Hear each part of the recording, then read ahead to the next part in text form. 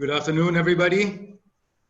Welcome to another edition of the EU-India webinar series, this time on the interesting topic of artificial intelligence, specifically pertaining to business opportunities with artificial intelligence in the times of COVID-19 and how maybe even EU-India collaboration can spur innovation in this space.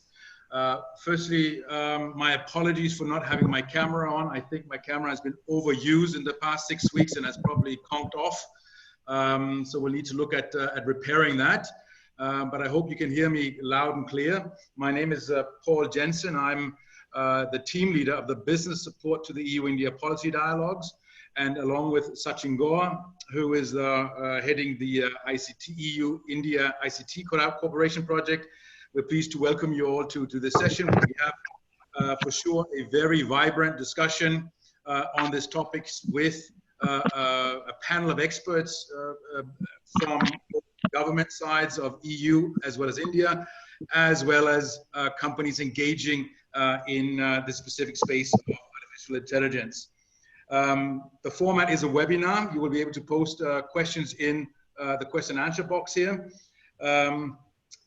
Sachin will take over after me and drive a panel discussion. I might butt in now and again to also pick their brains. Looking forward to that. And drive a panel discussion. I might butt in now and again. I think there's an echo. Can we all just, one of the house rules, let's all just mute our microphones when we're not speaking ourselves. That would be very useful to avoid all the echoes. Why is this space so interesting? Because of the context of the COVID pandemic, we have sort of an idea that, you know, one thing is that everything's gone online for all businesses. Everybody's doing what we're doing now, webinars and online meetings. But there are much more things that are happening. Remote controlling of large operations, big data is being pushed, and we think also artificial intelligence is actually getting a bit of a push. Looking into new areas, new innovation, new solutions using artificial intelligence, and that is specifically of interest to the collaboration between Europe and India, because also at political level, in the dialogue between EU and India, artificial intelligence is taking quite a big position in terms of those discussions. And what we're hoping is that this discussion we have today might inspire all of us. Some of you are businesses, some of you are associations, some of you are also within the government ecosystem, and inspire us to find out how can we spur more innovation, spur more collaboration between Europe and India, and how what is required to support that. How can we create conducive environments, and maybe we can reach such a position that there's so much interest that EU and India will actually put up a joint working group on artificial intelligence and discuss topics of whether, say, a center of excellence should be put in place, whether we should have associations of artificial intelligence players in India and in EU as part of that ecosystem. Maybe there should be joint research programs. We should expand on what is already there. And I promise you an exhilarating discussion that Sachin is going to guide with our experts here. There's a lot of interesting ideas, a lot of thought-provoking inspiration that we can build on going forward. So with that as context, I urge you to submit questions either in the question and answer box here on the Zoom webinar, or if you're on Facebook Live, you can also comment, and we will pick those all up. And Sachin and I will try and bring them all out in the discussion, ensuing the moderated panel discussion that Sachin will start now. Thank you all, experts, for being here. Sachin will introduce you all briefly, so I won't spend time on that. So without further ado, Sachin, over to you, and call upon me as and when you require support or inputs. Thank you, Sachin. Thank you, Paul. Thank you for setting the context, and I think I'm quite feeling quite privileged and special today because being part of the EU ICT standards project, somehow I'm getting this opportunity to be part of this conversation, which is quite significant in a way. although I think many of you would agree that AI, most people say, is a general purpose technology. So it's no more an ICT topic, if I may say. It's a very horizontal topic. But yet, still I'm here and I'm getting this opportunity coming from the ICT domain. But I think Paul has already mentioned the business aspect. And I think we have other experts who can also cover not just the technical and the business aspect, but with Mohit and Benoit, we can also have other dimensions covered, that how AI is going to play a part in our lives. And we are very happy that we have quite an international audience today. And as Paul mentioned that, this webinar is being live broadcast on the EU India Facebook page. So that's EU in India. So if you're not able to join through Zoom and you want to ask a question, you can put it in the comment of this Facebook Live, and we will still get your questions. And I have a great privilege and honor that I have very good experts today. And we will start with a keynote by Benoit, who is Benoit Sobroche from the EU delegation to India. He's the first counselor. Among many other responsibilities, Benoit is also looking at the ICT topic. And when I say this, I can already see that Benoit is smiling, because as fact of the matter, he's also one of the experts looking at the COVID situation. So I really, look forward for Benoit's point of view. And right after Benoit, we will begin the panel discussion. And I'm very happy to report to you that we have three, people coming for this panel discussion. So we have Mr. Rahul Lodhe from SAP Labs India, and Rahul is actually Senior Director Engineering and looking at the AI ML topic in SAP. So welcome, Rahul. It's good to have you on board here today. And we have Mr. Manu Saleh. In fact, I had a very good conversation with Manu yesterday, and Manu will probably enlighten us today. So he's the MD for Daimler here in India, also Mercedes-Benz, the other name, if I may use, of the brand. And I was really happy to have the conversation yesterday with you, Manu. And I hope, you can share your message with the wider audience today. And Mohit, I already had a very good collaboration with you in past. You have supported multiple of our hackathons, with your outreach. So Mr. Mohit Gambhir, Dr. Mohit Gambhir represents Ministry of HRD Innovation Cell. And definitely we look forward to hear from you what is the open innovation that you are organizing here in India. And just a bit of housekeeping announcement here. So as you know, the digital channels are not limiting. So while people are speaking, you can still type your questions. And while we will have a lively panel discussion, we may pick your questions right away and not wait for the, the initial panel to finish. So don't hesitate and type your questions as they come to you. So without further ado, I welcome you, Benoit.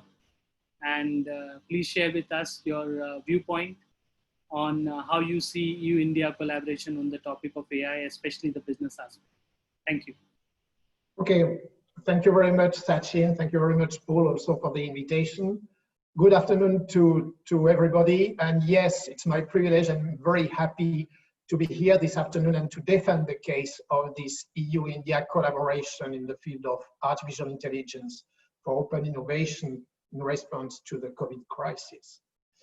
I think I don't need to remind, the disruptive nature of this global crisis that we're living. The very fact that we're meeting now through this webinar, a point that would have been very hardly accepted even 2 months ago, which has become now the new normal, shows the extent of the disruption, but also, I would say, the speed of adaptation that we can show.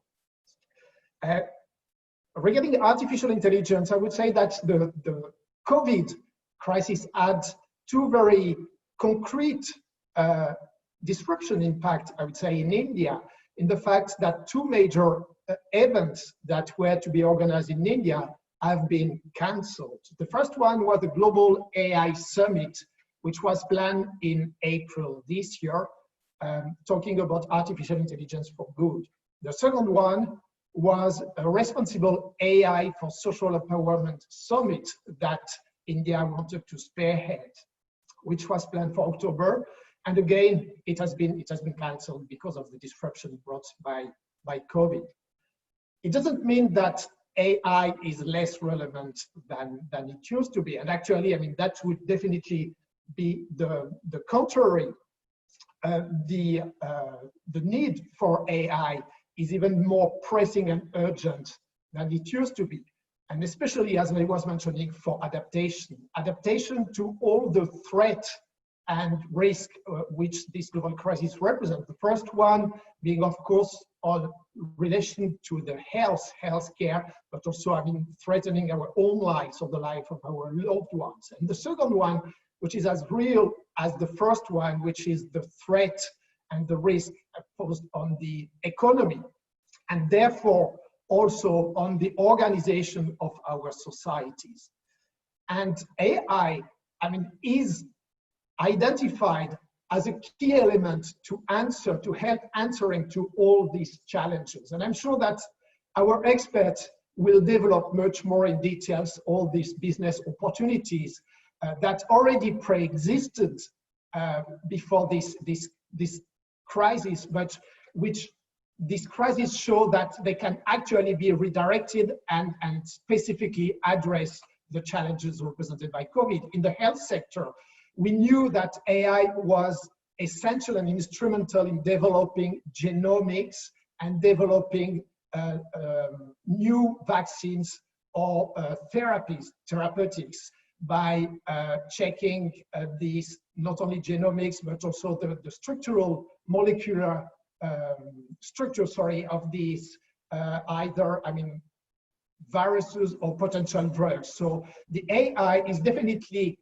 helping in defining candidate vaccine or candidate therapies for the COVID. It's also helping, as it's known, it's a great help in developing new diagnosis tools, in particular in the imagery sector, but in the COVID sector, it's helping in predicting and giving a prognosis support in terms of potential organ failure. It's also being developed to help not only the robotics as it's used in traditional sectors for the help, for instance, in surgery, but also in monitoring the symptoms of the patients and also evaluating and assisting the ventilators. It's also used as a support to the epidemiologist in evaluating and as a predictive tools of risk factors and evolution in the population. So that's on the direct health, but also on these economic consequences. We saw the thriving of the e-commerce, but also the disruptive elements on the supply chains, which, of course, I mean, the AI also has a potential to help and streamline. The help of AI in manufacturing will definitely support the social distancing in the manufacturing sectors, and the AI in fintech can help in developing innovative solutions. Not to forget the also very important disruptions and innovation in the education sector, where we have in very few weeks a complete change of approach of this education, much more centered on the students themselves and developing a tailored education pattern. So a lot of opportunities for AI. Why EU and India, I mean, would be keen to collaborate on this aspect? I think it would be because of two aspects. One, which is the complementarity of the two blocks, and the other one on the similarities of approaches.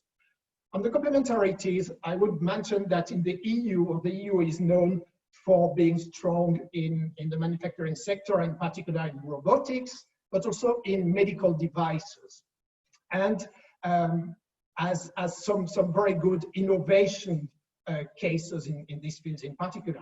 Another interesting point of the EU is also its experience in interoperability.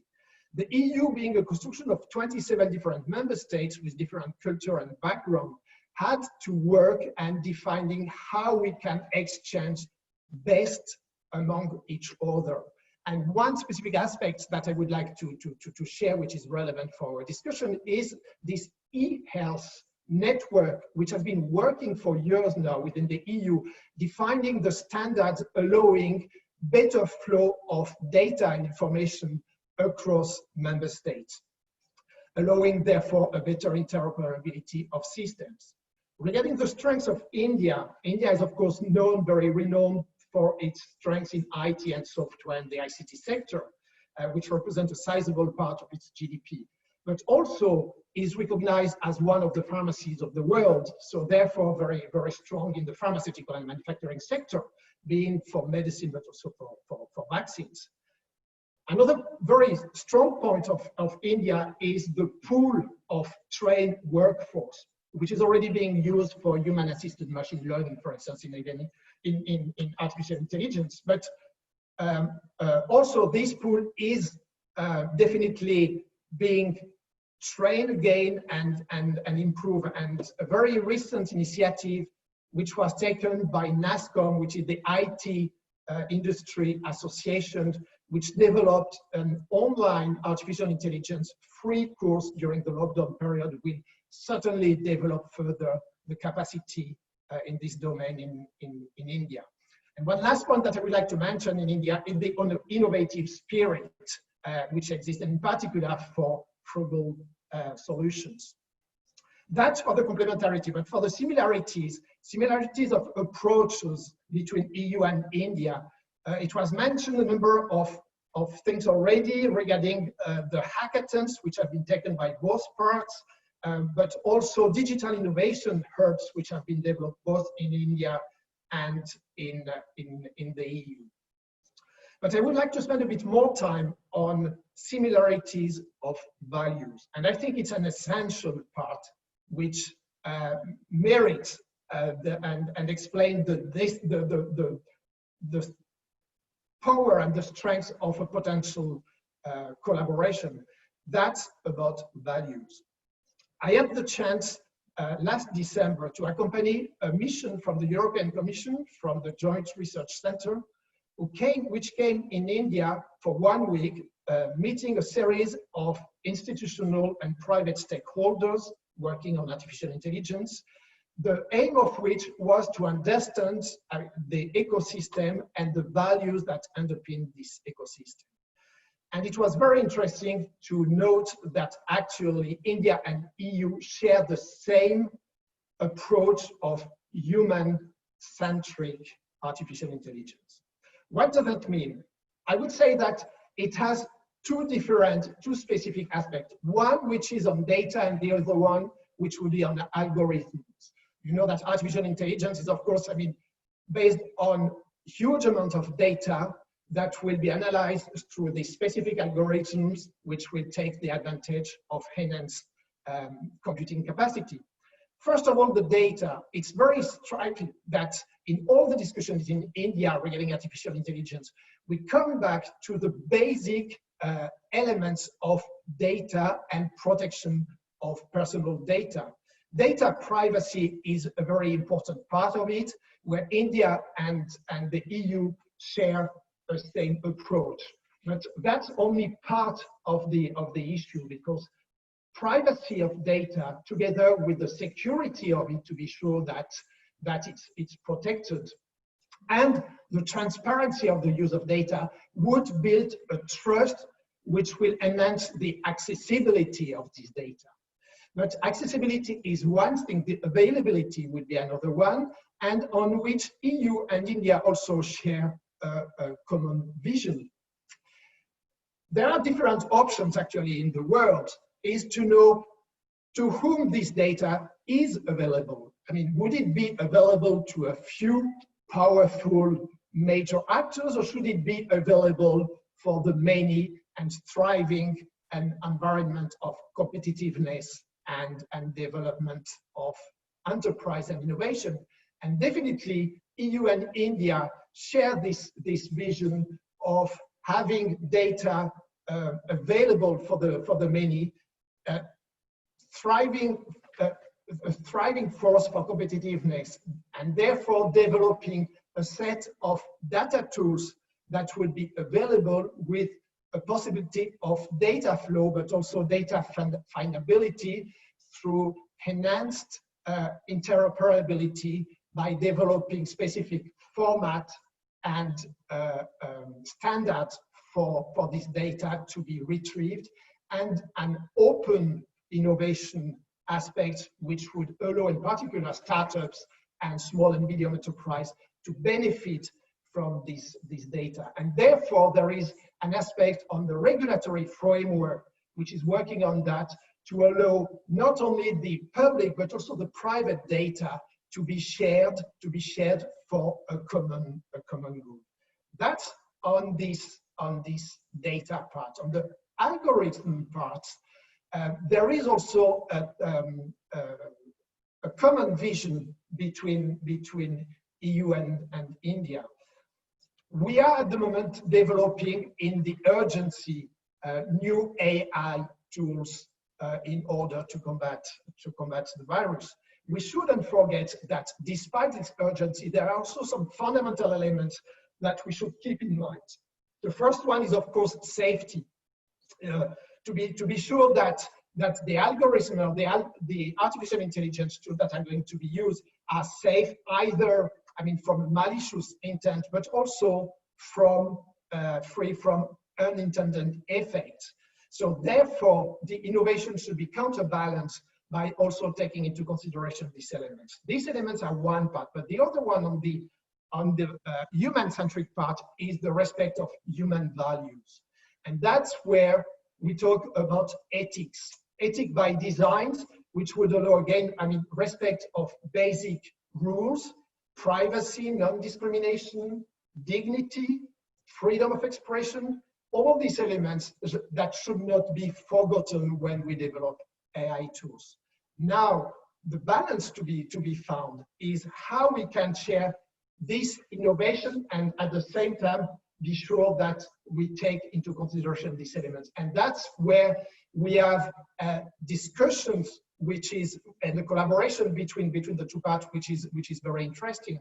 It was mentioned by Paul in his introduction that we have bilateral ICT dialogue between EU and India at the policy level, where we discuss all these options. So on the artificial intelligence, but also we have also a dialogue on data privacy for enhanced flow of data between the two blocks, and also the possibility to untap the potential of the data pools which exist in either block. We also have already working for the last 2 years a network of incubators between the EU and India, which has been thriving and very active. But there is also a lot of further potential opportunities, and I would just mention them very rapidly before giving you the floor back, Sachin. In addition to the technical possibilities, the technical collaboration, which is evident, and I think, I mean, we're going to focus on that, there are many more collaboration. I mentioned the opening of data spaces and the possibility of having standard interoperable set of data that would enhance the development of innovation, I mean, from both parts. But also the possibility to work on this framework, organizational framework, which should be adapted to the situation, and also should be subject to training before putting it in places. And for instance, we're discussing the possibility of exchanging activities and experience with regulatory sandboxes that would allow the potential creators to test their innovation within these sandboxes before making them public. Other possibilities of collaboration on investment and funding, of course, but also, and to finish on that because it's very important, collaboration on this social and societal aim and value. Artificial intelligence will definitely have a huge impact on the societies. And that's where I believe that beyond the case for this urgent solution and the tremendous acceleration of the development of artificial intelligence, which is being brought by this crisis of coronavirus, we should not forget that our essential values, which make the objective of the two events that I was mentioning at the beginning, these two artificial intelligence events that were supposed to happen in India, which have been cancelled, they are this artificial intelligence for good and artificial intelligence for the betterment of humanity. I mean, these ultimate aims are more relevant than ever. Thank you very much. Over to you, Sachin. Yeah, thank you, Benoit. I think you covered a lot of ground, and if I were to, take important points to build conversation from here, I think data is a big enabler of what you mentioned, and at the same time, we need to be careful when we are building these algorithms, because automated decision making is something that is uncharted waters, and we need to be very careful how we are doing. And you also mentioned Joint Research Committee, JRC, if that is correct. And I'm happy to report that we have Elena Sanchez part of this webinar, so she must be happy listening to you.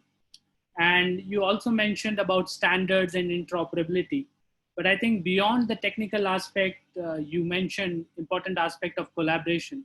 And I'm very happy that, we could right away start with Mohit and listening from him, because he has been leading something that I've been observing for last 3 years as part of the MHRD Innovation Cell. So I invite Dr. Mohit Gambhir right away, and with the first question to you after listening to Benoit, can you share with us, what is this MHRD Innovation Cell and what is the objective, if I may ask you? Yep. Thank you so much, Sachin, and my pleasure to talk to you all. See, as an MHRD's Innovation Cell, the journey began a couple years ago. And the basic objective of this division or the cell from the government was to foster the innovation culture across the higher education institutions. Now, what is happening it was felt that there is some missing gap. Like students, they are into their academics, they were studying something, but their innovation quotient while they are moving out, they are missing something like being enterprising. And the buzzword and everybody is moving around the entrepreneurship, startups, and all other things. So we thought, why not to channelize this energy at the level while students are in colleges? The multiple countries across the world, they were already doing that, but we were missing something like that in India. So we established this particular, so government established this particular cell, and various activities we started doing. And one of the flagship initiative we are doing is Smart India Hackathons. And that is, again, again, needless to mention, like there only Sachin is indispensable part of that initiatives as well, because I keep on asking of his experience from EU hackathons, which you guys are doing a lot.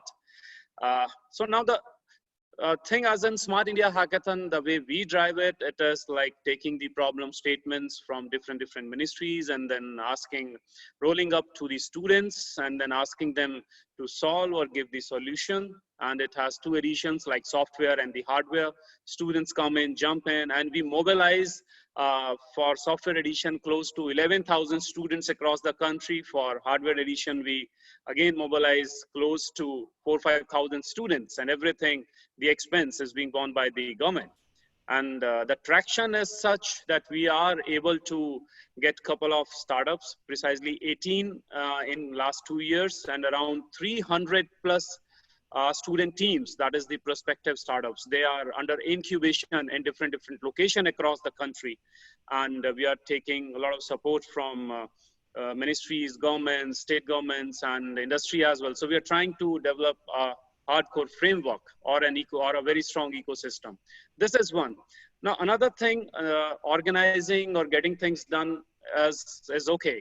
But getting the output, I told you that we are getting them incubated. But again, how to channelize the culture, how to take those students, keep them motivated that they should come up with different things. So we started establishing IICs, primarily I go by that is Institutions Innovation Council.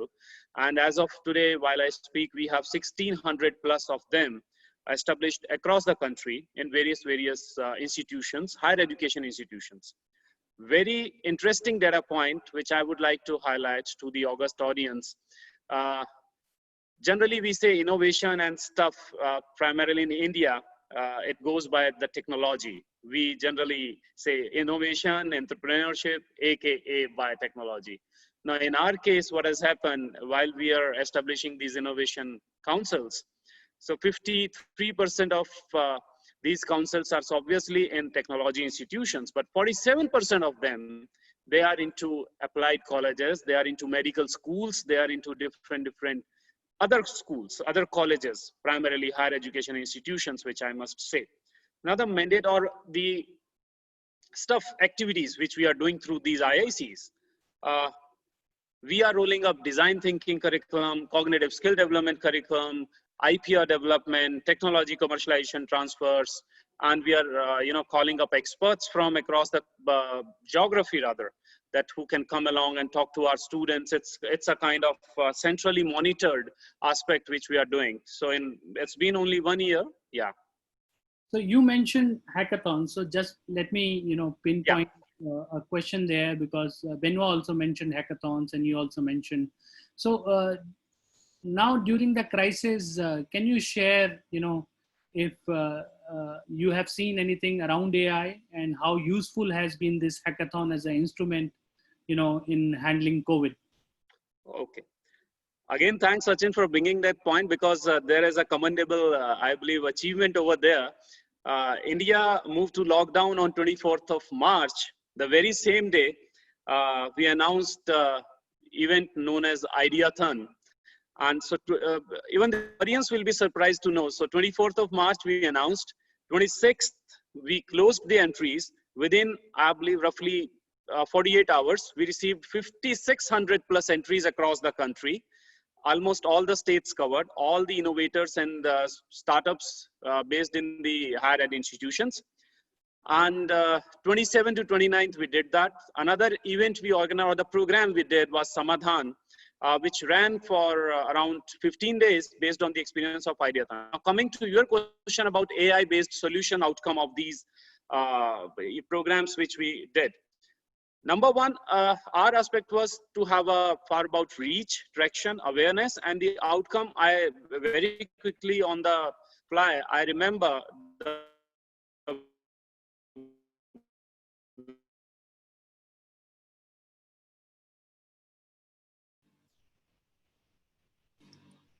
I think, Mohit, we lost you. Are you able to hear us? Hello, am I audible? Continue, yeah. Yeah.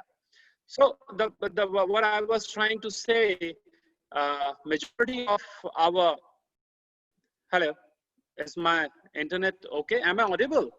Yeah, you're audible. Please continue. So you were saying that about AI solutions in the hackathon. Yes, right. So I mentioned that primarily, if I say around 40 to 50%, or rather more than 50% solutions which came out, they were AI based.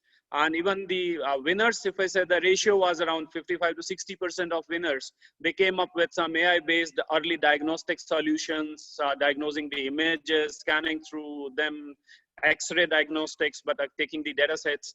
And even we have seen few jury members that they were participating from Europe as well, as and they came in expert and they evaluated the winners. So again, as Benoit mentioned, the collaborative aspect started during the COVID. And we have already tasted the waters during past 1.5 months.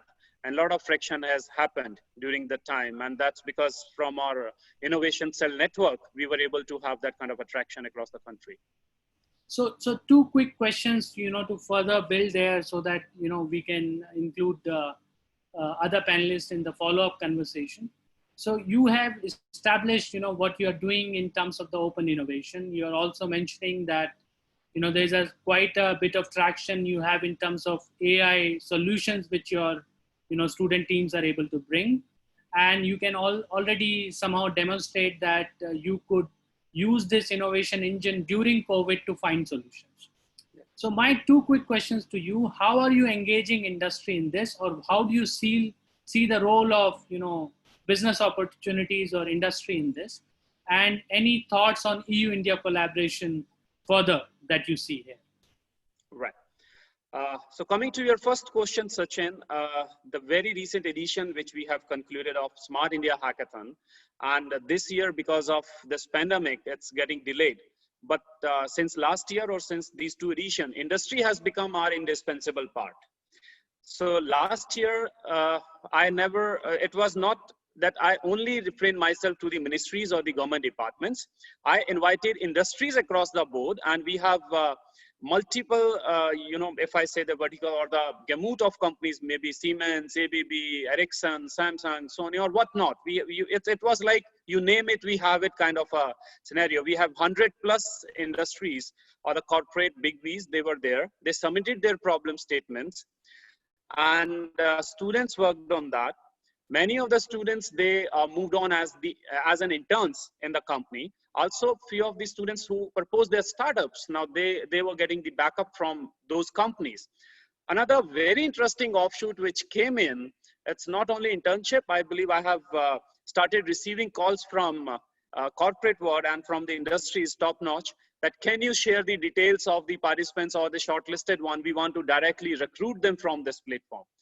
So this was something, and I believe it helped corporate in cutting their recruitment costs tremendously, because we are getting top 20 shortlisted from few lakhs across the country. Reason being our hackathon's traction, it's already termed as world's biggest open innovation model. So we have traction to 7 to 8 lakh techno students across the country, higher ed, and those who are in the pre-final, final year. This is one. So engagement of industry is there. Now, number two, coming up, as you mentioned about Europe and India's engagement, we are already working on a couple of things that is our Honorable Prime Minister have announced, India-Portugal hackathon, and though I take care of international hackathons, so something is in the offering. I cannot divulge more details as in and how things will shape up because of this pandemic ongoing. Maybe it will happen virtually or the online stuff. Before pandemic, it was planned to happen in September or October this year. So we are trying to have an international collaboration. We have already conducted very similar events with Singapore. We are doing it year on year. So 2 editions have already been concluded with Singapore, India. And we are going to the next level, even with European Union as well. So that is the take from our end, from my end, Sachin. Thank you, Mohit. I hope that you could stay with us for the follow-up questions. But anyways, I will tag this question for Benoit when we come to him later, because as you mentioned, Portugal is part of EU, and maybe there's a possibility to do something together in the future, maybe on the topic of AI. So you would be happy to know that the two gentlemen with me here, Mr. Rahul and Mr. Manu, they both their organizations are supporting also startups in some way or other.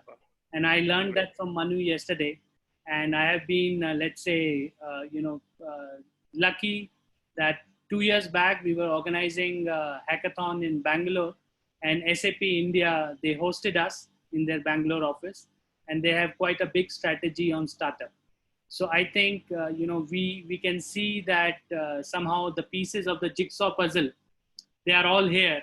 We need to fit them together, with your innovation model. And you have already highlighted that how, your innovation engine is helping in recruitment and also bringing out original ideas. I hope that, more and more collaboration can happen from here. And I would like to now move to Rahul. And if Rahul, if I may request you to introduce yourself, very briefly. And what is the kind of work that you are doing in link to AI in your organization? What has been your journey so far? If you can explain to me in briefly. Yeah, thanks, Sachin. And it's a great, honor to be part of this panel discussion. A lot of things to learn. I think thanks to Mohit also, we have been quite a lot hearing about the hackathons, and also one of the consumer of a great talent coming out of it for mostly off-campus recruitment that we have. And also I think along with working many hackathons been sponsored by SAP as well. So a great job from the Indian government perspective. For me personally, I have been now with SAP about 17 years. Been kind of, you can think of out of my 20 years of career, been most of time spent with SAP, and it's a great place to be. Always everyday challenge with new innovation and business processes that we work upon. Especially on most of my journey being with analytics, machine learning side, some part of spend time along with S4 and ERP space as well. So get a blend of how business processes works in core and how the innovation can be built top of it. And that's where I would, spend most of my career. Currently, I've been more focused on also enablement and adoption of AI offering that SAP has called Data Intelligence, which is more on machine learning space. And in that context, we do keep talk about many customers and partners as well as government organizations to be a part of this journey. Also, I have pleasure to represent SAP in the NASSCOM forum for the COVID-19 pandemic response course that we have technically along with the other industries at this point of time, and that gives a lot of insight about how situation goes in. As per our SAP concern from the analytics and artificial intelligence portfolio perspective, for us, as we are mainly a business company, we more focused on the business process, and automation of a business process is something which is very important irrespective of we are in pandemic situation or in general as well, to how we can bring the efficiency to the businesses. Now it's become super more important, as Varma mentioned as well. The response time is important, and most of the businesses are going online. And that's where we have something called IRPA, where we work on the robotic automation process by using the machine learning technologies. Importantly, we also have other parts to it, where the personalization of every data and the information is important. So conversational AI is something that we're building with the bot technology that uses efficiently. Hope there is no echo. I mean, I was getting some echo. No, okay. It's fine. Go ahead. Okay. And looking at how does the industry transform, and personalization of every information is important to individual. The AI plays a very critical role in getting there, and our conversational AI technology, that's something supports in a big way.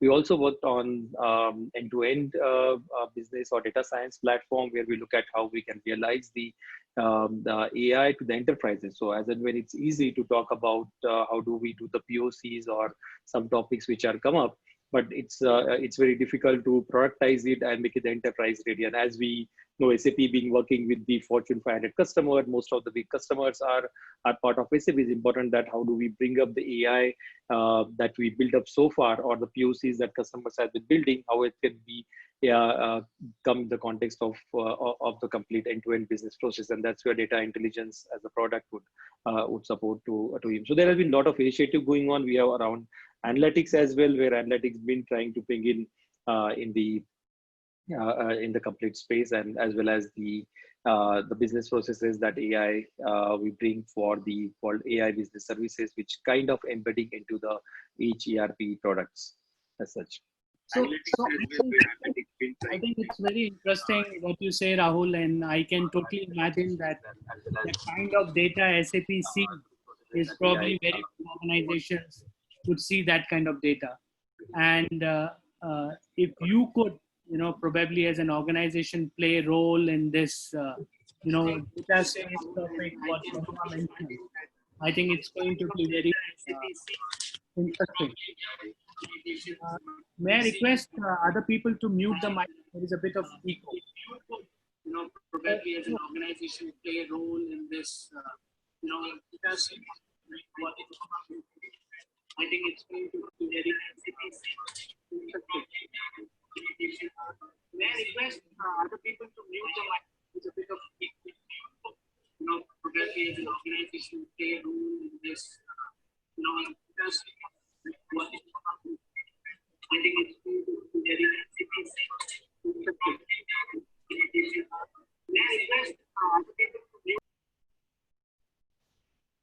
Yeah, I think it's better now. I think one of the panelists' mic was on. So Rahul, I think that's a good point that you mentioned about data, and I think that would be a very important, a building block, as Benoit mentioned, in enabling innovation. And I think Mohit is also listening to you, so I could already see that there's a bit of synergy here. I could not see Manu. I don't know, Manu, if you are still there. Maybe Manu will join in the meantime. I wanted to bring him in this conversation, at the same time as you. But let me ask you a question further. For you, Rahul, how do you see, AI in general for SAP? You already mentioned, but if you want to add further, relevance of India for SAP, and how do you see, AI in these COVID times? If you can answer these two questions. Yeah. I mean, when we talk to the, there's still some amount of echo. Are you able to hear me clearly, Sachin? Yeah, please go ahead. Okay, excellent. So I think especially in general, from the AI point of view, when we talk to many of CIOs and different customers at this point of time who are been working with, I think there are three things which are very important for them: optimizing and automation of a process, strengthening their supply chain, as Bernard touched upon it, and definitely supporting the remote work. What we see at this point of time is the overall spending that that overall online retail business would have has increased drastically. I mean, if we see the research published yesterday on the US market, where we had about, I think, 16 or 17% of the overall online transaction were conducted so far from the inception of the online trading started. But the last 5 or 6 weeks has been increased by around 148%, and that trend is going to be to be live for a long time perspective. So it's important that how does the supply chain and automation would play an important role in this case, because as and when people want things to be available for them at very faster pace, and they would like most of the things to be available online as well. As far as from the SAP perspective, we would more focused on how we strengthening our supply chain process using the machine learning and AI technologies is maybe the kind of predicting the outcomes that we would have. How is the customer behavior? Look at that perspective. We have also some of the application that we try to embed it into the core processes, like cache application, or we also have application where we extract the documentation, so no more physical documents would be required in current space. If you see, people would not want to have hard copies of things as the physical movement is difficult. But can we read the documents and transform them directly into the system, which can be easily available for the processing, and that's something which we could we make things much more faster. So important is going to be that how the supply chains are particularly strained in the times of the crisis, and SAP will ensure that customer will have more flexibility and operate them to make it more easier and organize for them. Also, I think importantly, how we make the team work digitally and engage them on a regular basis as the remote work becomes the overall important part. So that's why I would look at the way SAP would, transform our upcoming AI strategies. So Manu, if I may ask you to unmute yourself, a warm welcome to you. You have a nice wallpaper. We all know what that is. So very, aspirational brand for most of us. So if I may request you, Manu, I was reading your profile. It's a great honor and privilege to have you with us today. And that all your life you have been an R&D person. And this is a topic, which is kind of also has been for many years an R&D topic, if I may say. So can you share, a brief overview about your work and how AI is touching for Daimler? Yeah, sure. And thank you very much. I had some tech issues, lost a little bit of what Rahul was saying, but I'm sure I'll catch up with him offline and get it back again. Judith and Sachin, thanks for dragging me into this event today. I'm really happy to be with Mohit and Rahul, but others as well, talking about AI, but most importantly about the EU-India collaboration, because I think corporates like us are a little bit a microcosm of the bigger EU-India discussions that you have. So whenever you see a French, a Spanish, Italian, German company that has successfully been in India for long, doesn't matter as a market for products or as a IT giant like SAP or my previous employer Bosch, which is an automotive tier one, or the OEM that I so happily work for right now, Mercedes. Clearly, success stories that you can carry into the larger discussion of an EU-India collaboration. Thanks for inviting. So I've been here about close to a decade now at Mercedes, before that at an automotive tier one. And like I said, the big agenda behind is certainly to kind of bring these two cultures and countries together in the guise of engineering, right? Engineering is just an excuse. I think behind the spirit of kind of understanding and working together and growing an enterprise, which is, I think, a sign of trust behind technology, is actually the agenda behind. And we've been doing it for about 26 years now for Mercedes in India. 1996 is when this R&D center started. For those of you who are new to this center, it's the largest center for Mercedes R&D outside of Germany. So nowhere in the world does Mercedes have such a big R&D and IT setup as much as in India, but I'm sure that's the same for several of the corporates. Rahul would probably say the same thing for his brand as well. And that goes on to show, what kind of collaboration exists between the two locations, EU and India, and how much trust on technology and development, on engineering capabilities is placed in India here. We're about 6,000 people in the company, internal staff, about 4,000 contractors who work for us within the campus. So about 10,000 people together in Bangalore, largely a small office in Pune as well. The first thing, of course, people think about the car standing behind me, or a bus or a truck, automotive and mobility. And the context of AI has also crept in the world of mobility quite strongly. While you heard Rahul speak about stuff in SAP, or IT majors who can talk about data-based AI and so on, I think voice and video-based AI, to complete the circle, has been very strongly doing rounds in the discussion in the tech circles for quite some time now. And I'm so happy to say that again, after being known as a center for mechanical engineering, a center for CAE and simulations, India was trying to grab every opportunity when new tech came up in the corner. And when Mercedes discussed AI about 4 years ago for the first time, India again could raise its hand and say, what we can contribute. And it all culminated, to keep the story short, when we went to the CES in Las Vegas, and there was the GLA standing there with video-based AI inside the car. And the Indian engineers were proudly on stage saying, this was developed in India and was put on stage. I think that was really a happy moment for us.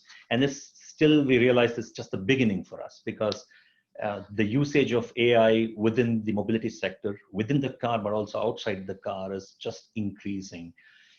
With or without COVID, the usage of artificial intelligence, and I'm sure people in the audience here and the panelists were keenly following up what's going on with autonomous driving. When is finally the world getting to see a car where you don't have to touch the steering?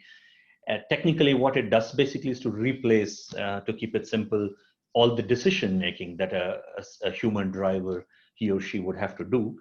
Of course, we are always joking about the traffic in India and the number of interrupts that a system like that can get here, not only from cars on the streets, but animals and two-wheelers and who else can walk in. But truly an engineering challenge somehow to let your system absorb all these inputs through either vision, through sound, through radars, lidars, and other sensors, and eventually take that decision that you or I would take driving that car, right? So great test ground for us and a great opportunity for us. I'll keep it really short by saying the first part that yes, automotive industry has not shied away from AI discussions now since about 3 to 4 years. The first part of the AI is already in the car for you to see. We have been looking at AI as a means to touch customer functionalities and therefore customer lives in some way. So this is not just your shopping list that's popping up on the browser that says, I think you may like this. It's really a car, a living car, kind of giving you an impression that it knows its owner, its customer, and is able to respond back, whether it's you naturally talking to the car like you would today. If you're on YouTube and look at the famous advertisement called Hey Mercedes, which is the keyword with which we activate, just like an Alexa, Google Dot would respond. You say, Hey Mercedes, and the head unit springs to life and talks back to you. I had the opportunity to release that car in Bangalore for 60 to 100 press people who came in last November before the crisis hit us. And they was just amazed about how an Indian accent of the English, how natural questions, you don't really have to learn a sign language to communicate with it. You can do natural gestures to the car today, and it's all enabled by AI on the back end. Sachin, I'll stop there and then ask you for the next. Yeah, no, I didn't want to stop you. I wanted to add, a question to your, because you yesterday shared so many amazing things with me. I just wanted to make the audience aware that the car you drive is also a test bed for your engineers to, experiment interesting accessories.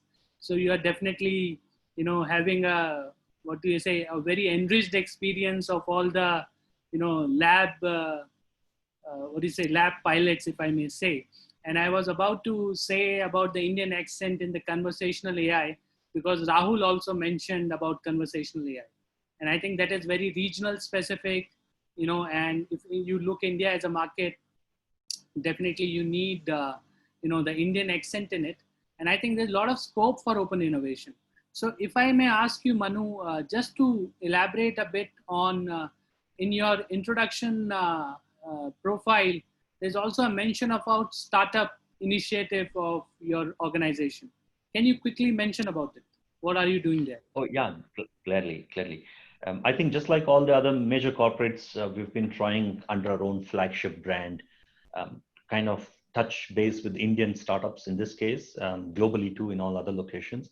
So there's a Daimler brand called Startup Autobahn, kind of with the German term. And we brought this brand to India, October of 2018. So we had a big launch here in Bangalore and running our third sprint still. We're learning a lot. We're not as fast as some of the others. But on the other hand, the field is also a little complex. So we're kind of not looking at the typical things that you see outside, health, e-commerce, and so on. So to get to automotive simulations, to get to automotive physics, and try to get startups that are working on it. But it's an amazing experience so far, although we've taken few ideas all the way to the top and brought them to Germany, to the headquarters, integrated their results in the product, and I'll continue to run such sprints here in India for us. Startup Autobahn is the platform, just like SAP has their own, or a NetApp and others have their own, which is kind of looking for automotive global problem statements here in India with our own coordinator and service partner, and trying to attract them first to the India office, trying to solve this problem, get to an MVP stage, and finally push them to a global stage to see if some of the solutions can find a place in the global network. Without COVID, we were just about to bring in a big, give some tailwind to the whole program and give it a big push. Unfortunately, COVID has delayed those plans, and we'll have to wait until things settle down before we can go back and see how much more we can depend. But results so far have been amazing. So Startup Autobahn is here to stay for good. We'll look for selective physics and engineering startups that are really interested in solving automotive problems, because that's my world and that's our world here. And we'll be glad to take them on a global stage eventually with that. So I think, I definitely want to, there are many ways I can take this conversation forward. There are so many ideas popping in my head, but we have the paucity of time to both you, Manu, Rahul, because I wanted to bring other panelists also into the discussion, and wanted to throw away questions where all of you can quickly respond, right? So because all of you have heard Benoit, you heard Mohit, you heard Rahul, now you heard Manu. I am sure there are a lot of crisscross ideas, and now we are also having a lot of questions coming from the audience. So I would just relay one question to you, which came around business aspect, if I may. So Mohit, you want to say something, please? Yes, Sachin, and to the other panelists. Actually, I had a hard stop at 3. My departmental meeting has started, and I have to be there with the bureaucrats. So, would like to take excuse, and thank you so much. It was an enriching experience. And Sachin, if there any question comes towards my way, you can offload it to me. Maybe later on, I can send you the response. And pleasure meeting Rahul, Manu, and re-meeting again Benoit and Judith. Everybody, thanks. Take care, guys. Bye bye. Bye. Thank you, Mohit. We'll get back to you. Sure. Thank you. Bye. Yeah. So I was asking quickly a reaction from Rahul, Manu, that there is a question that came to me from someone in South Africa, and they're asking about the business aspects of AI. So are you able to justify the ROI on building AI solutions? So very quickly, if both of you can respond to that. Rahul, you want to go first? Sure. So I think we have been now venturing for AI last 3 or 4 years. I would say we have a couple of successful value propositions, especially when, so for us in SAP is important that, business process optimization and something which can reduce the cycle time of a particular action, and which could internally result in a value proposition where we say either I'm saving the money or I'm saving the effort or I'm saving the time. So one of the application that we built, I think 2 years back, and now I think a year is been in production with many more customers, we call Cash App, Cash application, which typically reduce the cycle time of, giving the payment to the vendors basically by validating the document using the AI. On the fly. Earlier, which is to take the manual process for a pretty long time. Now using the AI, we're able to optimize the cycle time, I think from days to an hour, or maybe in some companies also, kind of a just-in-time kind of stuff there, which is pretty popular. Maybe I could also share the link on success stories around it later on. But I think we are seeing such kind of many more examples coming in the industry where AI being utilized in successful way and is being paying off to the large extent as well. So Manu, your comment on the ROI aspect? Slightly different for the automotive circles, because there's a long period of investment that we need to do on the technology, on the product, with AI running on the back end, in order to kind of really say that there's ROI on it.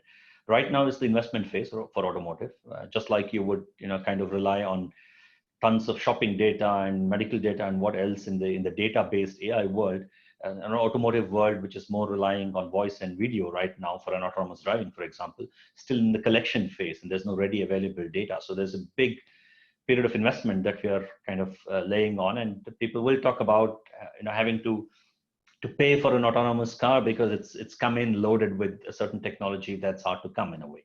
But on the other hand, there are parts of AI that we're working on that clearly amounts and contributes to the safety, vehicular safety, traffic safety in the car. And I'm sure that's invaluable, because you're directly kind of saving human lives with technology in that case. So a time to go for that to come, but not right away.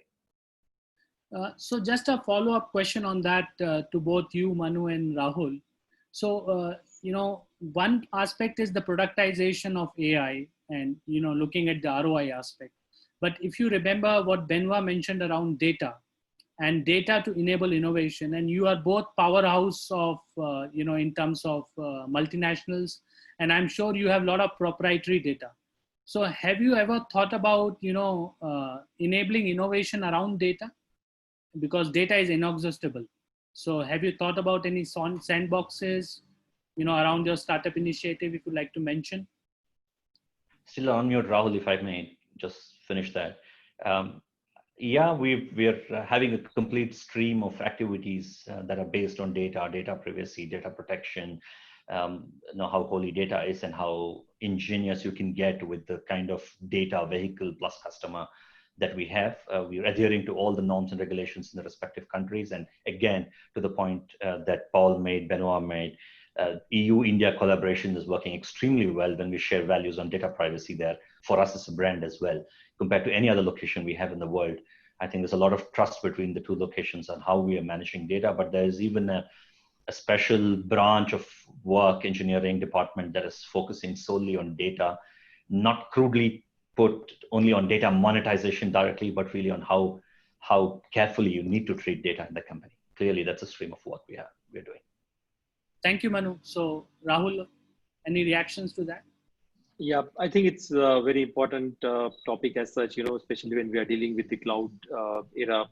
You have to be very responsible first if you are, holding the data for the organizations. And we have to really look at, there are two aspects to it, the kind of data that we build on our cloud businesses. One is with the system level data, which we are using a lot of AI technology to see how we can scale up the system, how we can build the predictive algorithms to look at the predictive maintenance from the system point of view, as well as how do we optimally use the resources from a system point of view and the usage behavior aspects of it, which is completely internal and not maybe user would look at it. Whereas the from the user specific data aspects comes, there has been quite a stringent way that we look at it. So firstly, only the system level data, which is I would say anonymized format, and not have any personal information that get looked up to it. And then we would look at identify the pattern segmentation from there, and give us some kind of recommendation. For example, what kind of training could be good for if people have been joining earlier, or the kind of people who would go through the particular experience range, and how does they would take it forward their next kind of training. But at the same time, we also have this the ATOM recommendation service as well, where like a particular person or particular profile has been bought a particular product, so that we would recommend those products to others. So we've been having those kind of experiences to be used in our products. But nevertheless, on the top of it, very important that how we maintain the privacy of the data, and then something that we could take up for the benefit of the business. So I'm sure, you both being European companies, you are fully aware of GDPR, and while GDPR wanted to protect the data privacy, it also wanted to enable a marketplace. And I think, especially in the industrial side where non-personal data is involved, I think there's a lot of potential on building new innovations. And having that context in mind, if I may request, Benoit, if you are listening to us, if you could switch on your camera, and if Paul, you are also available, because I wanted to bring in policy aspect here, Benoit. So somebody is asking, is the EU single market strategy and non-personal data restrict data sharing outside Europe, outside the European Economic Area? Is that something Thank you. Yes, thank you, Sachin, for this question. I would answer in 3 points. The first one is, so you understand from my presentation that, of course, I mean, the main focus of GDPR, of course, and also of the data strategy is regarding privacy and private data. So personal data is the one which is most sensitive because it touches core values. So that's the first one. But of course, I mean, in addition to this, you have the non-personal data. And I think, I mean, I heard the other speakers. I mean, we have 2 different sets of non-personal data. We have the anonymized data, which we need to be sure that they are truly, I mean, anonymized, and that they would not be in any possibility considered as personal data. And that's something which is very important, particularly when we discuss in the health sector, which is very, very sensitive. I mean, the financial sector would be another one. And then you have, of course, and that was very, very good that you asked our internet regarding the non-personal data, the real non-personal data, which would come either from the private sector itself, and that's very interesting to know who is owning this data, who is generating or who is co-owning this data, or it can come also from the government, or from, we will see it more and more from the IoT devices that are going to be the sensors and all this that are going to generate, I mean, a lot of data, which would be truly non-personal data. What I want to say regarding the EU approach at the moment, the directive which is present at the moment in Europe on non-personal data, and which is regulating the free flow of non-personal data as its scope is only within the EU. So there is barred of data localization and free flow within the EU through the legislation, because that's where the EU can actually legislate. I mean, we have no power to legislate at the world level. So within the EU system, so we have this directive of free flow of data. And then after, I would refer to the communication which was circulated on the 19th of February, I think, and from the European Commission, which is a European strategy for data.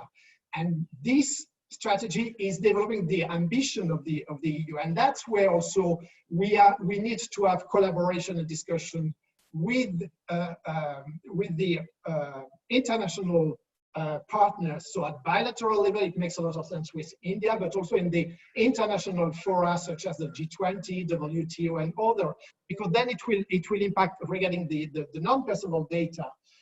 It will have a lot of impacts regarding the ownership, the co-ownership, and the approach of the EU, which is developed. And I would invite the person who asked this question to read this very interesting European strategy for data, because it mentions a lot of aspects which are into that. I mean, and that will lead to the data, I mean, from government or from business, and to whom they go. And the strategy of the EU on that is, as I mentioned, is to try to develop incentives for sharing data, for having co-creating or co-generated data, but also to develop and to maximize the availability of governmental data, both for other governments and also for businesses, ensuring the anonymization, but for creating an environment and ecosystem which would be conducive for most of the startups and small businesses for having access to this data pool and maximizing the innovation potential.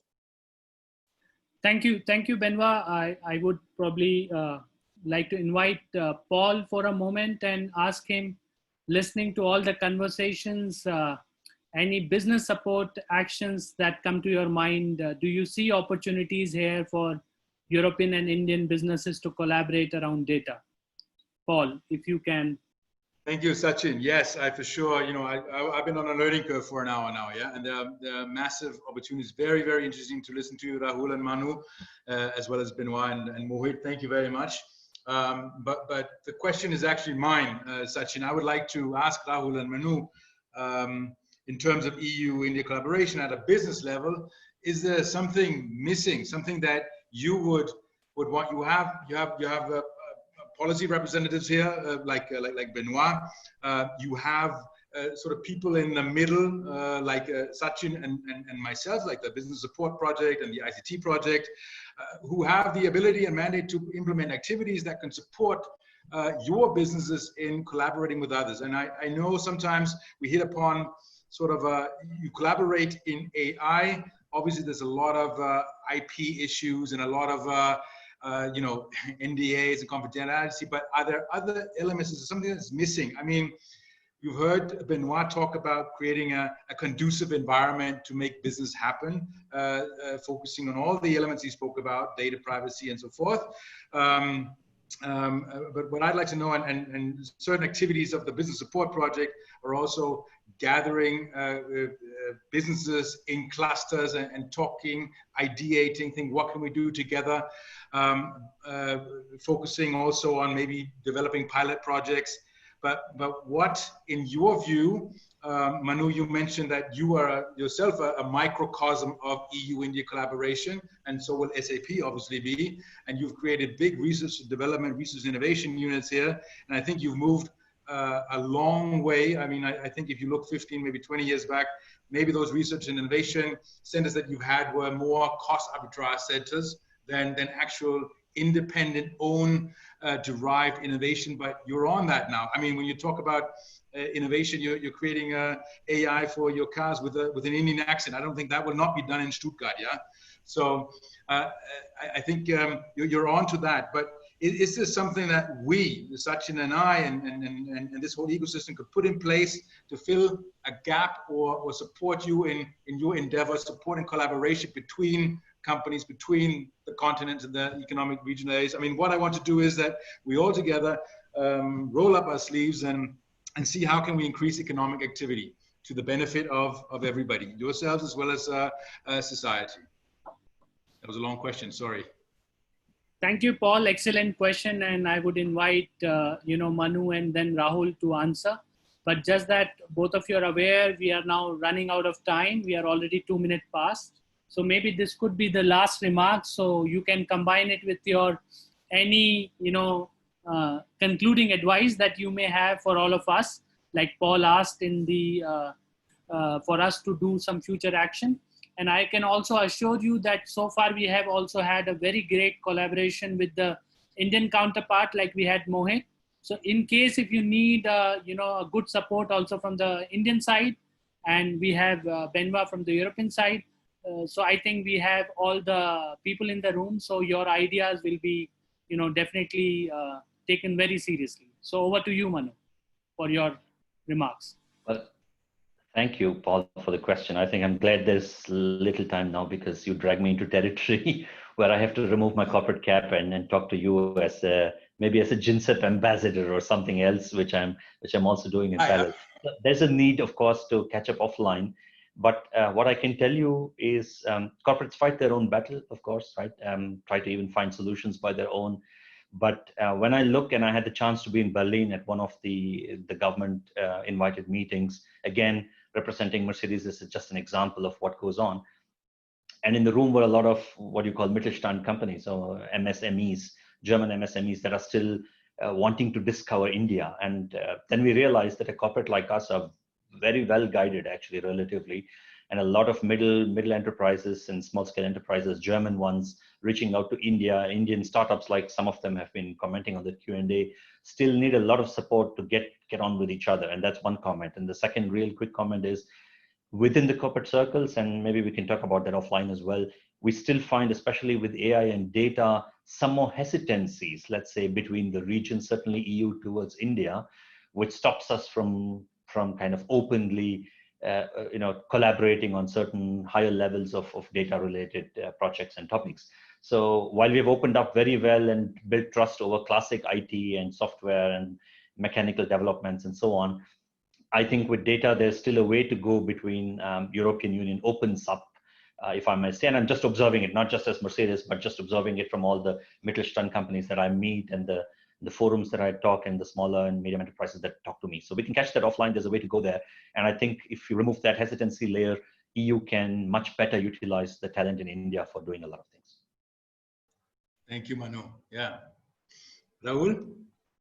Yep. So thanks, Paul, for bringing up this question. I mean, there are, I would say, a lot of synergies that we can draw out of this collaboration further, especially on the machine learning and AI side. There have been a technology front which we could add the value, and I'm sure there are many companies as we are coming from the European section. Some ideas which always, I thought of bringing up, like more on bringing the maybe EU-India consortium for AI.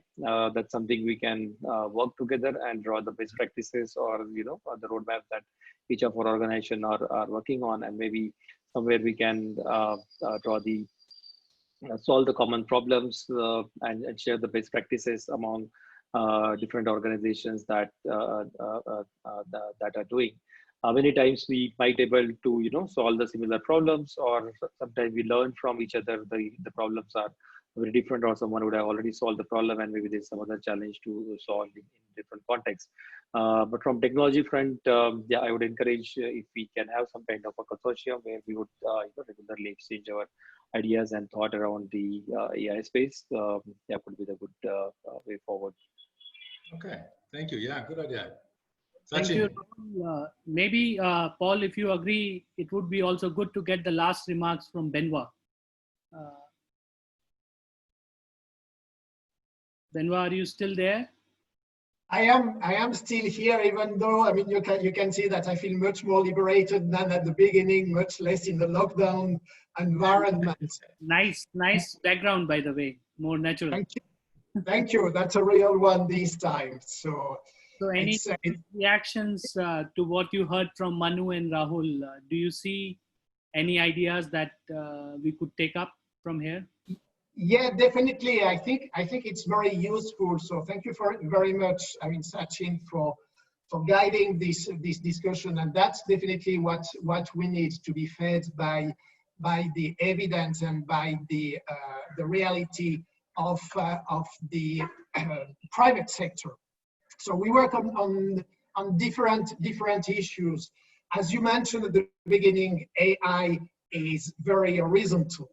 And not only it's horizontal, but it integrates so many different actors between the governmental actors, the academia, and the industry. We have to bring them, and we have to take all these elements.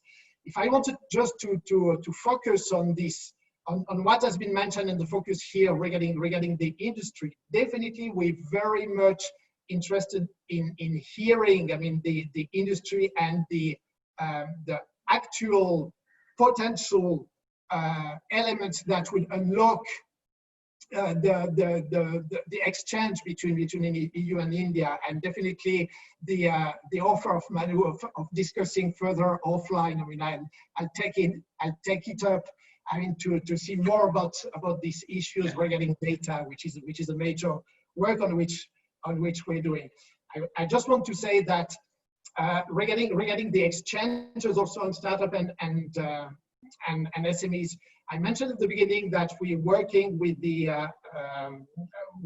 accelerators and incubators and these exchanges. These exchanges at this level are very difficult because they are on one part elements on market discovery, and on the other one for this very small enterprise is also the physical access and the access to the other countries. And we're working on that, and I just want to finish on that, just to open it up on maybe, I mean, more general and other fields. We're working also with the Ministry of External Affairs, actually, on facilitating the access to the EU for the Indian startups and of India for the EU startups, based very specifically on the mobility of the people, delivering some specific startup visas for the entrepreneurs. So we're trying to have an approach as holistic as possible, taking all these elements, and within that we are being fed again by the feedback from the field. So please keep giving us this information. It's very useful in all the policy dialogue that we're having. Thank you. Yeah, thank you, Benoit. And I think message to me is quite clear. And I think, Paul, you would agree. There is more work to do as we talk. I think more threads are opening up, and I think we can take it up. And I imagine that 1 hour, 15 minutes would be sufficient for the webinar, but we are already 1 hour, 25 minutes. So we could not do justice, to all the ideas still in this webinar. Maybe we will do a follow-up conversation. Maybe we can have a specific conversation just on data or just on algorithms, and maybe just on, possible collaboration ideas. So that are my thoughts. And with that, I thank you all of you for your active participation. I would really welcome if you could send us your thoughts or any future suggestions in writing, and that includes all the participants, so that we can do much more coverage in terms of the topics. And with that, I give it over to Paul. If you have any last remarks, Paul, I'm done here. No, Sachin, I think that was a wrap. Very, very interesting. Thank you all for being there. Also, thank you to all the participants for joining and leaving us some questions. And yes, Benoit, you're right. There's still work to do. So thank you for laying out that map and agenda for Sachin and myself. And Rahul Emmanuel will for sure be in contact with you and follow up on some of these issues that we've been discussing today. Thank you very much. Excellent. Yeah. Thank you. Have a good day. Bye-bye. Stay safe. Thank you very much. Stay safe. Bye. Thank you. Goodbye. Bye, Thank Rahul. you.